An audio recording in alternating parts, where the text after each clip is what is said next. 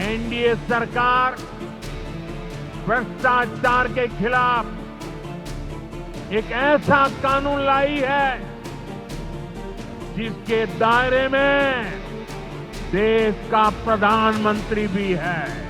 ये बिल संविधान विरोधी, मूल अधिकार विरोधी, न्याय विरोधी। When he was the Home Minister of Gujarat, he had been arrested, sir. Whether he took the morality of the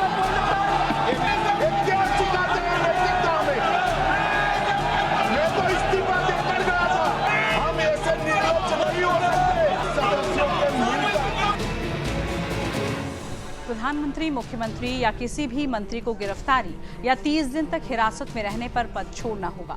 शर्त यह है कि जिस अपराध के लिए हिरासत या गिरफ्तारी हुई है उसमें 5 साल या ज्यादा की सजा का प्रावधान हो। गृह मंत्री अमित शाह ने बुधवार 20 अगस्त को लोकसभा में इस बिल को पेश किया था, लेकिन इस बिल का विपक्षी दल जमकर विरोध कर रहे हैं। उनका कहना है कि इस बिल से केंद्र में सत्तारूढ़ पार्टी को किसी भी मौजूदा मुख्यमंत्री या मंत्री को हटाने की इजाजत मिल जाएगी। इस बिल को न्याय और संविधान विरोधी बताया जा रहा है। ऐसे में आपके सामने हम एक आंकड़ा रखते हैं। साल 2014 के बाद कम से कम 13 सिटिंग मंत्रियों को सीबीआई ईडी गिरफ्तार कर चुकी है। इनमें से 10 गिरफ्तारी पीएमएलए के कड़े प्रावधानों के तहत हुई। अधिकतर गिरफ्तारी आप शासित दिल्ली और टीएमसी शासित पश्चिम बंगाल में हुई। किसी भाजपाई मंत्री की गिरफ्तारी नहीं हुई है। सिर्फ उत्तर प्रदेश के मंत्री राकेश सचान को अवैध हथियार के मामले में 1 साल की सजा हुई थी। वहीं बिल के समर्थन में पीएम मोदी ने बिहार में एक रैली के दौरान कहा है कि भ्रष्टाचार के विरुद्ध लड़ाई को अंजाम तक अगर पहुंचाना है तो कोई भी कार्रवाई के दायरे से बाहर नहीं होना चाहिए। दरअसल मौजूदा कानूनों में संवैधानिक पद पर बैठे नेताओं को हटाने को लेकर स्पष्ट व्यवस्था नहीं है। इसे लेकर राजनीतिक और कानूनी विवाद भी होते रहे हैं। इसके कई उदाहरण भी हैं। हालिया मामला दिल्ली के तत्कालीन सीएम अरविंद केजरीवाल से जुड़ा हुआ है, जब वो शराब नीति केस में ईडी की गिरफ्तारी के बाद भी पद पर बैठे हुए थे। 6 महीने से ज्यादा का समय बीत जाने के बाद जब उन्हें जमानत मिली तब जाकर उन्होंने इस्तीफा दिया था। दूसरा मामला तमिलनाडु के मंत्री सेंथिल बालाजी का है। 241 दिन जेल में रहते हुए भी वो मंत्री रहे थे। दरअसल बालाजी को मेट्रोपॉलिटन ट्रांसपोर्ट कॉरपोरेशन में नौकरी के बदले नगद घोटाले के आरोपों में प्रवर्तन निदेशालय यानी ईडी ने जून 2023 में मनी लॉन्ड्रिंग केस में गिरफ्तार किया था। इसके बाद भी वो 13 फरवरी 2024 तक पद पर बने रहे थे। गिरफ्तारी से पहले वो बिजली, आबकारी और मद्य निषेध विभाग संभाल भी रहे थे। गिरफ्तारी के बाद मुख्यमंत्री एमके स्टालिन ने उन्हें बिना विभाग वाला मंत्री बनाए रखा और उनके विभाग अन्य सहयोगियों को सौंप दिए गए थे।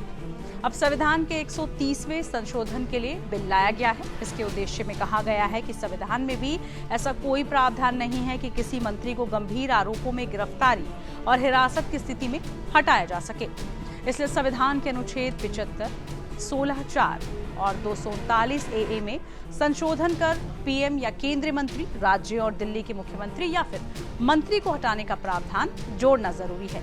साथ ही नए प्रावधानों के तहत अगर कोई मंत्री, जिसमें मुख्यमंत्री, प्रधानमंत्री या राज्यों के मंत्री भी शामिल हो, उनको 5 साल या उससे अधिक की अवधि की सजा वाले अपराध के लिए लगातार 30 दिनों तक हिरासत में रखा जाता है तो उसे पद से हटाया जा सकता है। केंद्र सरकार का मानना है कि ये बिल लोकतंत्र और सुशासन की साख मजबूत करेगा। दरअसल अब तक संविधान के तहत केवल दोषी ठहराए गए जनप्रतिनिधियों को ही पद से हटाया जा सकता था, लेकिन नए बिल में इसमें बड़ा बदलाव हो गया है। यहाँ गौर करने वाली बात यह भी है कि बीते कुछ समय से विपक्षी नेताओं के खिलाफ लगातार कार्रवाई चल रही है। साल 2022 में इंडियन एक्सप्रेस ने अपनी एक रिपोर्ट में बताया था कि ईडी ने पिछले 18 साल में 147 प्रमुख राजनेताओं की जांच की। इनमें 85% विपक्षी नेता थे। वहीं साल 2014 के बाद एनडीए शासन के 8 सालों में नेताओं के खिलाफ ईडी के इस्तेमाल में 4 गुना बढ़ोतरी हुई है। इस दौरान 121 राजनेता जांच के दायरे में आए, जिनमें 115 विपक्षी नेता हैं। यानी इस दौरान 95% विपक्षी नेताओं पर कार्रवाई हुई। यूपीए शासनकाल यानी साल 2004 से साल 2014 के बीच ईडी ने सिर्फ 26 राजनेताओं की जांच की। इनमें विपक्ष के 14 यानी करीब 54% नेता शामिल थे। यूपीए शासनकाल यानी साल 2004 से साल 2014 के बीच ईडी ने सिर्फ 26 राजनेताओं की जांच की। इनमें विपक्ष के 14 यानी करीब 54% नेता शामिल थे। विपक्ष लगातार इस बिल का विरोध कर रहा है। बुधवार 20 अगस्त को गृह मंत्री अमित शाह ने जब लोकसभा में इस बिल को पेश किया तो उनके खिलाफ जमकर हंगामा हुआ। विपक्ष ने गृह मंत्री के ऊपर कागज के गोले तक फेंके, बिल वापस लेने की मांग उठाई गई। इस पर शाह ने इन्हें संयुक्त संसदीय समिति यानी जेपीसी को भेजने की बात तक कही। अब तो संसद का मानसून सत्र भी खत्म हो चुका है। ऐसे में शीतकालीन सत्र के दौरान संसद में इस बिल पर फिर से गहमा-गहमी के पूरे आसार होते हुए नजर आ रहे हैं।